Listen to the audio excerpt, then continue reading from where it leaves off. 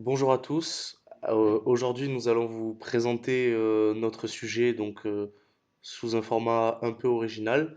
Notre sujet s'intitule L'intégration régionale dans les mondes émergents.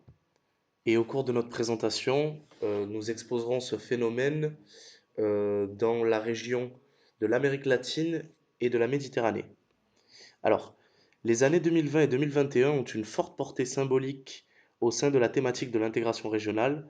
En effet, elles marquent respectivement les 25 et 30 ans du processus de Barcelone et de l'établissement du traité de Mercosur. Ces deux organisations symbolisent l'expansion du phénomène d'intégration régionale à de nouveaux territoires et de nouveaux enjeux. Pour comprendre les enjeux qui concernent ce sujet, nous allons commencer par définir certaines notions. Nous allons commencer par la notion d'échelle, qui nous permet de comprendre la relation entre les processus, les acteurs et les problématiques et l'espace. Ainsi, l'intégration régionale suppose la relation avec l'espace et le territoire, présentant de nouvelles échelles. Selon la définition de Sylvain Domergue, l'échelle, d'un point de vue géopolitique, est un prisme d'analyse et de référence qui nous permet de traiter une problématique donnée. Il s'agit donc d'une construction sociale, éventuellement politique, par nature subjective. Ainsi, cette notion d'échelle nous permet d'expliquer les processus, les dynamiques et les acteurs qui se mettent en place lorsqu'on confère à un espace donné une construction sociale, donc une construction politique, économique, symbolique ou fonctionnelle. Il nous est aussi nécessaire de définir la notion de région, une notion complexe qui peut prendre plusieurs définitions. Nous avons donc choisi d'utiliser les termes du géographe François Taglioni, qui prône le dépassement du cadre territorial pour définir la région à travers un espace fonctionnel de coopération économique, technique, voire politique. Cette définition met en relief le caractère plastique et modulable de la région selon qu'elle réponde à des besoins de géographie humaine ou de géopolitique. Ayant défini ces termes, nous allons passer à la définition d'intégration régionale. L'intégration régionale permet un nouvel éclairage sur les débats du découpage du monde. En effet, face à la mondialisation et donc aux révisions des échelles traditionnelles comme l'échelle de l'État-nation, elle nous permet de considérer les espaces sous de nouvelles compréhensions. Il s'agit donc de la régionalisation. On parle ainsi de l'augmentation de relations et des interactions entre des pays qui se trouvent dans la même partie du monde. Elle permet donc d'attribuer à la coopération entre espaces, aux dynamiques d'interdépendance et à la construction des espaces communs entre États, des perspectives économiques, sociales, politiques, symboliques ou fonctionnelles. Dans cet ensemble de définitions, il nous semble nécessaire d'établir la distinction entre les notions de coopération et d'intégration régionale. L'intégration régionale, qu'elle soit politique ou économique, se caractérise par des relations d'interdépendance et de responsabilité et aspire à la construction d'espaces communs à travers des objectifs partagés. La coopération se caractérise plutôt par des phases de collaboration volontaire et des accords moins coercitifs et se focalise sur des sujets beaucoup plus sectorialisés. Une dernière question que nous devons traiter dans cette introduction est celle de l'intégration régionale supranationale ou intergouvernementale. L'intégration régionale supranationale dote les espaces d'intégration d'institutions, d'organismes et de mécanismes de contrôle et de coercition pour des fins communes. Ainsi, elle assure la participation démocratique des parties prenantes, la transparence des décisions et la comptabilité des institutions régionales. D'un autre côté, l'intégration régionale intergouvernementale ne présente pas de partage de souveraineté. Les membres maintiennent donc une marge de manœuvre par rapport aux accords régionaux et il s'agit plutôt d'une coordination de politique nationale. Il peut y avoir, oui, il y a une construction d'espaces communs, mais pas de partage de souveraineté forcément. Ainsi, la grande majorité des processus d'intégration nationale au Sud sont intergouvernementaux. Ces deux notions nous montrent bien que la question de l'intégration régionale est une question complexe qui renvoie à des réalités et des notions différentes selon les contextes temporels et géographiques. L'ensemble des notions évoquées nous ont conduit à émettre le questionnement suivant. Dans quelle mesure l'étude des phénomènes d'intégration régionale met en exergue la possibilité de renouveler les outils fonctionnels et théoriques de ce champ disciplinaire? Nous étudierons cette question à travers l'étude de deux processus. D'abord, les dynamiques de l'intégration régionale méditerranéenne, puis L'intégration de l'ère sud-américaine, une intégration régionale diverse et controversée. Le premier processus d'intégration que nous avons choisi d'étudier s'articule autour de la ou des régions méditerranéennes, qui désigne un ensemble de territoires, de sociétés et d'États dont nous allons questionner la dynamique d'intégration et qui se caractérise par l'ancienneté et l'intensité des flux, des échanges et des dynamiques d'interaction humaine. Si l'on évoque une région au contour inédit, c'est parce que le bassin méditerranéen se caractérise par sa diversité. En effet, il se répand sur trois continents, l'Europe, l'Asie et l'Afrique, et concentre plusieurs aires géoculturelles, parmi lesquelles on distingue l'arc latin, les Balkans, le Maghreb et le Proche-Orient. Cette ère réunit plus de 20 États, selon les limites géographiques de cette dernière et les limites pratiques et théoriques qu'on donne à ce statut. Mais la grande particularité de cet ensemble de territoires et des processus d'intégration régionale qu'elle comporte, c'est la dynamique de coopération nord-sud traditionnellement mobilisée au cours des dernières décennies. Car bien que l'ensemble des processus d'intégration ait été majoritairement à l'initiative des institutions européennes, la majorité des États de cette région ne sont pas membres de l'Union européenne. Cette distinction différencie les pays UE et les PSEM, c'est-à-dire les pays du sud et de l'est de la Méditerranée.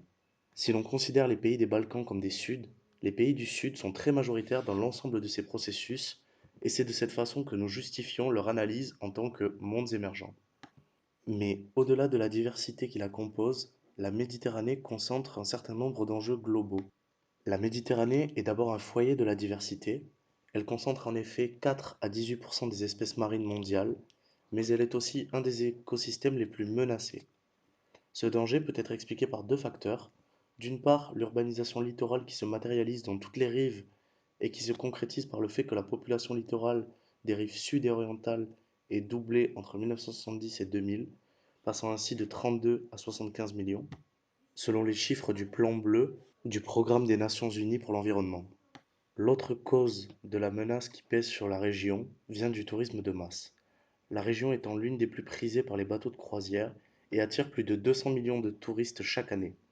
En plus des dégâts environnementaux, il convient de souligner l'impact économique de ces flux touristiques et la dépendance qu'ils créent dans les territoires consacrés au tourisme.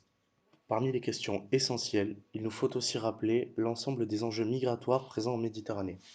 En effet, le bassin est une porte d'entrée pour les migrations venant d'Afrique ou du Moyen-Orient vers l'Europe, ce qui explique qu'on retrouve parmi les principaux axes migratoires mondiaux des pays tels que la Libye, le Maroc, l'Espagne, la Grèce ou l'Italie. La Méditerranée est aussi la zone où l'on recense le plus grand nombre de décès sur les routes migratoires, selon les chiffres de l'OIM. Enfin, il semble difficile d'évoquer les enjeux régionaux méditerranéens sans mentionner les révoltes et conflits qui secouent ces sociétés. Faire la liste des conflits qui ont frappé la Méditerranée au cours de son histoire et des derniers siècles nous serait impossible. Mais nous pouvons tout de même mentionner qu'au cours de la dernière décennie, des guerres ont eu lieu en Syrie, en Libye et au Kosovo, que des révoltes populaires ont éclaté en Égypte, en Tunisie, en Algérie et au Maroc, et il faudrait ajouter à ces conflits les tensions frontalières qui existent aujourd'hui, notamment en Méditerranée orientale. Cet ensemble d'enjeux a conduit à plusieurs phases d'intégration institutionnelle dans la région, notamment illustrées dans le processus de partenariat euro-méditerranéen. En effet, la région abrite plusieurs grandes institutions régionales comme l'UE ou l'Union africaine et dans une certaine mesure l'Union du Maghreb arabe, mais son processus d'intégration régionale s'illustre essentiellement dans les sommets et les accords Euromed. Parmi ces derniers, nous pouvons mentionner le Plan d'action pour la Méditerranée, qui en 1976 affirmait une volonté de gérer la problématique environnementale à l'échelle régionale, le processus de Barcelone, amorcé en 1995, qui symbolise le début de l'intégration institutionnelle méditerranéenne et qui se matérialisera en 2008 par l'apparition de l'Union pour la Méditerranée. Ces accords répondaient à un besoin de l'Union européenne, celui de faire de cette zone périphérique du continent européen un territoire de paix partagée et de prospérité. Mais ces grandes promesses n'ont pas abouti à une stabilité économique ni à une vague de démocratisation, qui étaient pourtant des objectifs clairs affichés du projet Euromed. La période qui suit le processus de Barcelone a été marquée par un ensemble de sommets et d'actes institutionnels symboliques, mais ne s'est matérialisée qu'à travers de nombreux accords de libre-échange bilatéraux et de plus modestes accords de coopération plus sectorialisés.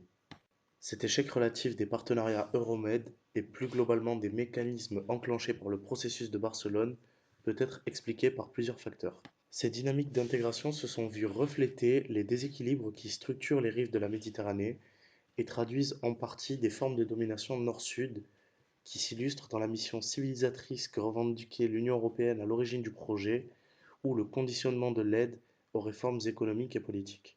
Et comme nous l'avions mentionné précédemment, la prépondérance des conflits et des soulèvements populaires ont compliqué le développement d'un processus qui se revendiquait comme un gage de stabilité pour la région. À cet ensemble de problématiques, il convient de rajouter que les États, et surtout leurs rivalités, ont contribué au blocage de ce processus. Une intégration régionale à travers les États doit prendre en compte les tensions entre des pays tels que la Turquie, Chypre et la Grèce, les anciennes républiques yougoslaves, voire Israël et la Palestine.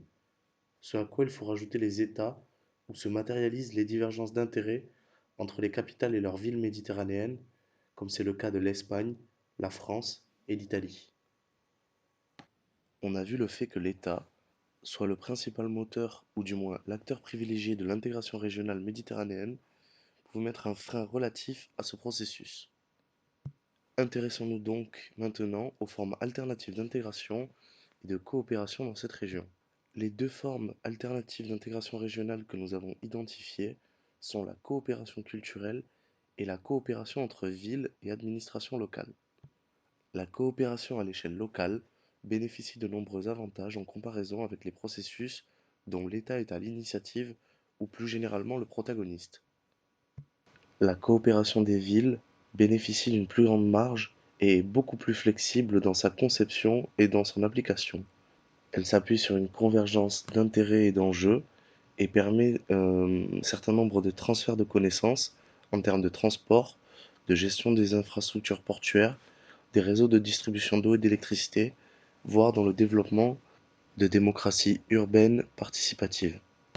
Cette catégorie de coopération est moins dépendante des évolutions géopolitiques et des rivalités interétatiques, et c'est dans ce contexte que se sont multipliés les réseaux de villes méditerranéens, parmi lesquels nous avons choisi de mettre en avant le réseau de villes Euromed, le réseau Odyssea qui n'est pas proprement méditerranéen, mais qui promeut la croissance et le tourisme bleu dans cette aire géographique, l'Arc latin, qui rassemble des collectivités territoriales d'Italie, de France et d'Espagne, et enfin le réseau AVEC, qui encourage la promotion de la culture et du patrimoine méditerranéen via ce réseau de villes. Cet exemple me permet de mettre en relief les nombreux projets de coopération culturelle qu'il existe aujourd'hui dans le bassin. De nombreuses fondations et associations se développent sur plusieurs rives pour promouvoir le patrimoine méditerranéen et l'échange interculturel, comme c'est le cas de la fondation Anna Lint, dont le secrétariat est à Alexandrie, ou la fondation Trois Cultures à Séville en Espagne. Il faut aussi souligner que l'ensemble des sommets et institutions euroméditerranéens se sont dotés de volets culturels qui priment et encouragent des initiatives de coopération culturelle, comme c'est le cas du sommet des Deux Rives 2020, qui a récompensé le festival Mostra Viva del Mediterrani, qui se tient chaque année à Valence en Espagne et qui réunit des dizaines d'artistes issus de tout le bassin. Afin d'illustrer cette partie sur les alternatives au processus traditionnel d'intégration méditerranéenne, nous avons choisi d'analyser le cas du réseau MedCité, un réseau fondé en 1991 à Barcelone, qui est passé de 16 villes à sa création à plus de 50 entités locales en 2015. Le réseau ambitionne d'être présent dans 4 grands domaines d'action: le développement et l'implantation de projets communs, la mise en commun de connaissances et le renforcement des compétences des autorités locales, la promotion de la coopération et de l'action multilatérale entre les villes et les régions métropolitaines de la Méditerranée, et enfin la participation aux processus politiques régionaux et internationaux de la Méditerranée. Cette organisation à la présidence tournante, actuellement dirigée par le Dr Mohamed Ida Omar, maire de Tétouan, s'est dotée d'un centre de transfert de connaissances et fonctionne aujourd'hui comme un organe indépendant. Le réseau MedCité est donc à la fois un outil de renforcement des liens entre villes et collectivités locales de la Méditerranée, mais aussi une opportunité de développement pour les villes qui en font partie. En effet, la coopération entre acteurs aux moyens similaires, qui doivent affronter des problématiques souvent communes, permet de réduire de nombreux coûts d'apprentissage à travers le transfert de connaissances que nous avons déjà mentionné, et dans certains cas de réaliser des économies d'échelle lorsque certaines villes mettent en place des mécanismes de gestion commune. Le réseau Medcité correspond donc au cadrage théorique établi précédemment et se structure de manière flexible pour tenter d'offrir une réponse commune aux enjeux que connaît aujourd'hui le bassin méditerranéen. Pour conclure sur cette thématique, nous sommes en mesure d'affirmer que l'intégration méditerranéenne se solde aujourd'hui par un constat d'échec relatif, non pas par son manque de résultats probants, mais plutôt par la sensation de promesses contrariées laissée par les séquences de partenariats euro-méditerranéens et par le processus de Barcelone. Ces processus ont tout de même apporté de nombreuses avancées en termes économiques et financiers. Ils ont permis la création d'institutions relativement stables et qui intègrent tant bien que mal les acteurs étatiques et leurs rivalités en leur sein. Mais les difficultés auxquelles doit faire face ce processus nous ont conduits à chercher d'autres formes d'intégration en dehors des cadres étatiques et avec un moindre degré de formalité et d'institutionnalisation. Si nous avons choisi de donner autant d'importance aux processus alternatifs de coopération et d'intégration régionale, ce n'est pas pour en faire les protagonistes de ce processus. Il y a en effet peu de chances que les réseaux de villes viennent concurrencer directement l'Union pour la Méditerranée.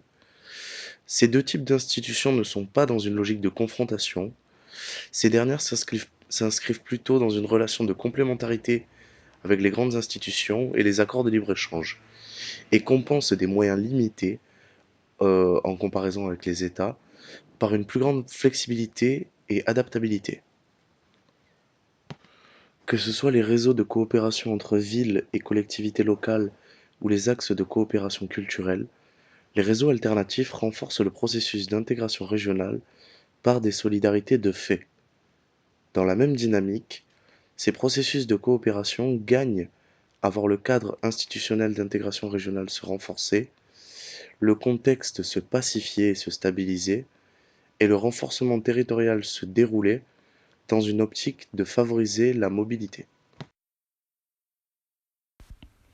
Ayant évoqué les principales thématiques concernant le sujet et ayant pris la zone euro-méditerranéenne comme exemple d'intégration régionale, nous allons maintenant parler de l'intégration de l'ère sud-américaine comme une intégration régionale diverse et controversée. Si bien la thématique de l'intégration régionale en Amérique latine n'est pas nouvelle, c'est pendant les années 80 que les États latino-américains se sont vus amenés à traiter en commun les problèmes communs. C'est l'exemple de la guerre des Malouines en 1982, mais aussi la simultanéité des sorties des dictatures entre 1979 et 1985, et donc l'apparition de nouveaux dirigeants politiques qui a fait développer des mécanismes de coopération et de collaboration entre les États latino-américains. Comme nous pouvons l'observer sur le slide, les processus d'intégration régionale en Amérique latine sont multiples et divers. Aujourd'hui, on compte avec 28 organismes d'intégration régionale plus ou moins aboutis avec des configurations très différentes. En effet, comme on peut l'observer sur le slide, il y a une superposition des espaces et des pays concernés par ces configurations d'intégration régionale. En effet, si on prend l'exemple de l'Amérique latine, on voit bien que la question de l'espace est une question centrale. Est-ce qu'on parle de l'Amérique latine? Est-ce qu'on parle de l'Amérique du Sud? Est-ce qu'on prend en compte la zone de l'Amérique centrale, la zone des Caraïbes ou même le Mexique? Ainsi, cela aboutit à une multitude de projets d'intégration régionale et avec des intérêts très divers. Le premier processus d'intégration régionale à proprement dire est en 1960 l'Associación Latinoamericana de Libre Comercio, qui réunit 13 pays. Mais il existe de nombreux autres processus en cours du temps concernant des intérêts très divers. Le CELA, en 1975, concerne des intérêts économiques. Après, on a le OLADE qui se positionne sur une optique énergétique. Nous avons aussi le CELAC en 2010 qui concerne les thématiques de développement social et d'éducation. La dernière projet d'intégration régionale dont nous pourrons parler est le PLOSUR et en 2019 qui est l'héritier de l'ancien projet UNASUR qui a été abandonné par de nombreux leaders politiques latino-américains ces dernières années. Ainsi, on peut voir que les espaces, les pays concernés, mais aussi les intérêts sont divers par rapport au projet d'intégration régionale. Faudrait tout de même signaler que le processus d'intégration régionale en Amérique latine s'appuie plutôt sur la coopération intergouvernementale. Ainsi, les institutions supraétatiques, lorsqu'elles existent, elles éprouvent des réelles difficultés pour faire déléguer les États une partie de leur souveraineté. Si jusqu'à maintenant nous avons pu voir la diversité de projets, d'acteurs et d'espaces qui sont concernés par les processus d'intégration régionale dans l'ère sud-américaine, nous allons maintenant nous centrer sur la diversité des motivations qui sont derrière ces processus d'intégration régionale. Une première motivation qui se trouve derrière ces processus d'intégration régionale en Amérique latine est la volonté de création d'un projet politique concret. En effet, on fait référence donc aux idées du panaméricanisme et le bolivarisme, donc dès 1815 avec Simón Bolívar. C'est le discours d'une quête d'unité des pays latino-américains ou des pays de l'Amérique du Sud qui se trouve dans beaucoup de discours de leaders latino-américains aujourd'hui, même avant, avec Hugo Chávez, Evo Morales, et donc qui prônent la création de structures supranationales qui soient réellement efficientes afin de construire un projet latino-américain commun et avec beaucoup de pays. Une deuxième motivation qui se trouve derrière beaucoup de projets d'intégration régionale est l'harmonisation politico-économique. En effet, il y a une motivation purement économique qui s'érige derrière les projets d'intégration régionale qui est la volonté de configurer un marché et un libre-échange et donc des politiques économiques et une harmonisation en termes de politique économique afin de créer un projet de marché commun qui soit peut-être plus abouti, donc des processus d'intégration régionale avec la construction d'espaces communs, mais dont la volonté est purement une harmonisation politique et économique des objectifs de la région. Un autre objectif qui est derrière ces processus d'intégration régionale est donc la volonté de créer une nouvelle échelle face à l'impérialisme. C'est Bruce Lee en 2014 qui a signalé que du fait de sa particulière histoire et sa situation géographique, l'Amérique latine ou certains pays de l'Amérique du Sud voulait mettre en place des mécanismes d'intégration régionale afin de s'ériger comme une nouvelle puissance et donc une nouvelle échelle face à l'impérialisme. En effet, certains auteurs parlent des États continentaux comme les acteurs clés et non plus les États-nations. Une dernière motivation qui se trouve derrière la construction de ces projets d'intégration régionale en Amérique latine est la volonté de dynamiser certaines régions, et notamment les régions transfrontalières, et donc de les ériger comme des nouveaux pôles de dynamisme politique, économique ou culturel. En effet, suivant une approche constructiviste, on voit que l'intégration est envisagée comme une construction sociale permettant de réguler les rapports entre les habitants des zones frontalières. Donc, ces habitants sont pris dans des doubles dynamiques d'intégration, d'une part nationale, mais aussi continentale. En effet, ils s'emparent de projets politiques d'intégration qui sont conçus à l'échelle nationale et continentale et le redessinent en fonction de leur stratégie, développant donc dans les zones transfrontalières de nouveaux pôles de dynamisme. Ainsi, cette multiplicité de motivations, d'acteurs et d'espaces qui sont derrière les processus d'intégration régionale dans le continent latino-américain difficulte l'achèvement des processus d'intégration régionale, donc l'effective coordination et construction d'espaces communs pour les pays de la région. une première limite que nous pouvons trouver à ces processus d'intégration régionale est comment dépasser la perspective économique. En effet, nous sommes dans les projets d'intégration régionale latino-américains souvent face à une intégration qui se heurte aux zones de libre-échange et qui laisse de côté les débats théoriques et donc met frein à l'approfondissement d'une intégration multidimensionnelle. Il s'agit donc d'une intégration qui fonctionne pour les centres financiers, pour les centres économiques, pour les banques, pour les capitales, mais qui peut laisser de côté d'autres acteurs importants comme des acteurs de la société civile ou des zones qui ne se trouvent pas dans les centres nationaux des pays.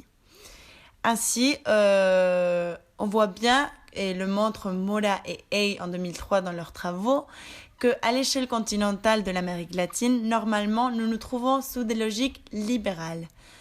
Or, ce qui est vrai, c'est que de plus en plus, et le montre Bruce Ley en 2014, et il y a un consensus de la part des pays latino-américains de s'adapter à un nouvel ordre mondial en s'érigeant comme une puissance régionale ou continentale. Or, le problème est qu'il n'y a pas un réel consensus sur la façon de le faire. Ainsi, comme nous l'avons signalé, cela trouve comme résultat la multiplication de projets d'intégration et empêche l'avènement d'une entité continentale effective.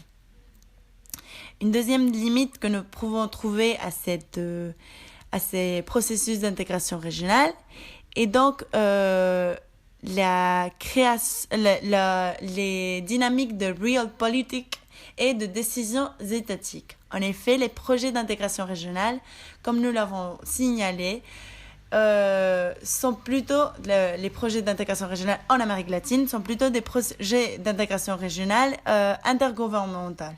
Ce qui veut dire qu'en soi, il n'y a pas un réel partage de souveraineté et les États ne se voient pas contraints à agir à des intérêts différents des intérêts nationaux. On peut prendre par exemple l'abandon de l'UNASUR par les leaders politiques de Bolsonaro ou Iván Duque, qui montre bien qu'à court terme, les décisions politiques des leaders nationaux ont des retombées réelles sur l'avènement d'un projet continental. Une autre difficulté qui éprouve les processus d'intégration régionale en Amérique latine, c'est les perspectives et les intérêts incompatibles. C'est-à-dire, s'il existe des différents schémas d'intégration régionale dans l'espace continental de l'Amérique du Sud, ces projets et ces perspectives, parfois, elles ne sont pas compatibles, notamment en termes politiques ou économiques. On peut prendre par exemple le cas de l'Équateur, qui est membre adhérent à Mercosur, mais qui est aussi un membre de l'ALBA, donc l'Alianza Bolivariana pour les peuples de l'Amérique latine. Cela voudrait donc dire que la réalisation d'un projet commun se ferait difficulté par l'existence de deux projets incompatibles qui finiraient ou par la convergence de différents projets et donc un consensus en termes économiques et politiques, ou par la dissolution des organismes d'intégration régionale, comme ça a été le cas de l'UNASUR. Une dernière source d'instabilité, mais qui n'est pas propre au continent latino-américain, est l'instabilité politique et le changement présidentiel. Ainsi, ces changements au niveau électoral et donc du court-termisme électoral et politique mettent en difficulté l'avènement d'un processus continental de long terme. Donc pour terminer, on voulait faire un focus point sur l'Amazonie. On voulait donc étudier l'Amazonie comme un espace de coopération et de gestion des ressources. Il s'agit d'une étude intéressante en matière d'intégration régionale parce qu'elle concerne la coopération en matière d'environnement et de gestion des aires naturelles transfrontalières et écosystèmes partagés. C'est bien le cas de l'Amazonie puisqu'elle représente 2,1 millions de kilomètres carrés et dont la souveraineté est partagée par 8 pays. De plus, elle a une biodiversité sans précédent et elle est constituée de 11 000 kilomètres de frontières. Ainsi, l'aire amazonienne suppose un enjeu majeur pour les pays concernés, qui ont signé un traité de coopération amazónica en 1995, mais qui aujourd'hui connaissent des problématiques diverses en matière de gestion des ressources naturelles et protection de l'environnement. L'étude de l'Amazonie comme un espace de coopération et gestion des ressources montre bien la capacité des États d'adaptation des enjeux globaux aux contextes locaux. C'est à travers l'exemple du document El futuro que merecemos, rédigé par les Nations Unies en 2012, qui est le résultat de la conférence de Rio 20 ans plus tard, qui montre l'enjeu stratégique majeur qui suppose une coopération étroite à cet égard. Ainsi, c'est à travers la dénonce d'ONG comme WWF qui disent, comme vous pouvez le voir sur le PowerPoint, the Amazon is a single economical unit that cannot be concerned via national level, qu'il est nécessaire d'intégrer la protection de l'environnement comme un objectif commun à plusieurs pays, et donc il faut constituer un programme politique et une stratégie commune de résolution de conflits. Si bien il existe une coopération à cet égard, comme je vous l'ai dit en 1995, l'Organisation de la coopération pour l'Amazonas, de nombreux auteurs signalent qu'elle s'avère pas suffisante. Ainsi, on pourrait parler du concept d'intégration régionale fonctionnelle. Conçu pour profiter des économies d'échelle, l'opéralisation des institutions au niveau régional et de la gestion des ressources communes, l'intégration régionale fonctionnelle permettrait aux États de se doter d'objectifs communs, de la construction d'espaces partagés et des relations d'interdépendance afin de faire face aux nécessités de gestion des ressources naturelles et des problématiques environnementales. Il pourrait donc prendre l'exemple de IRSA, qui est l'initiative pour l'intégration régionale des infrastructures en Amérique latine et qui s'avère un modèle de coopération, d'intégration régionale fonctionnelle afin d'intégrer le continent latino-américain sur une problématique donnée, comme est dans ce cas les infrastructures, mais qui, dans le cas de l'Amazonie, serait la gestion environnementale des problématiques. Ainsi, il est possible d'affirmer que les processus et les dynamiques d'intégration régionale se caractérisent par la diversité des formes qui en composent le champ. Les deux notions d'intégration et régionale peuvent chacune prendre des formes multiples, l'intégration pouvant être économique, politique, institutionnelle ou moins formelle, et peut-être plus ou moins sectorialisée. Dans ce même questionnement, la notion de région peut être elle aussi assez malléable selon qu'elle corresponde à certains objectifs ou à d'autres. L'étude de l'histoire des processus d'intégration régionale tant dans un contexte latino-américain que dans l'espace méditerranéen nous ont permis d'identifier les forces, les faiblesses et les enjeux communs de ce type de dynamique. Nos deux sujets d'étude partagent le fait d'être dominés par des accords économiques, des accords de libre-échange et d'être en grande partie consacrés au domaine institutionnel. Nos deux analyses ont permis d'établir la prépondérance de l'État dans ces deux processus, ce qui donne l'avantage d'importants moyens à y consacrer, mais qui pénalise les processus d'intégration en y intégrant des logiques d'État, comme le maintien de la souveraineté ou des perspectives géostratégiques. Au cours de nos présentations, nous avons souhaité mettre en lumière des formes alternatives d'intégration et de coopération régionale, d'abord à travers les relations entre les villes et les organes culturels méditerranéens, puis à travers l'exemple d'une intégration régionale fonctionnelle dans la région amazonienne.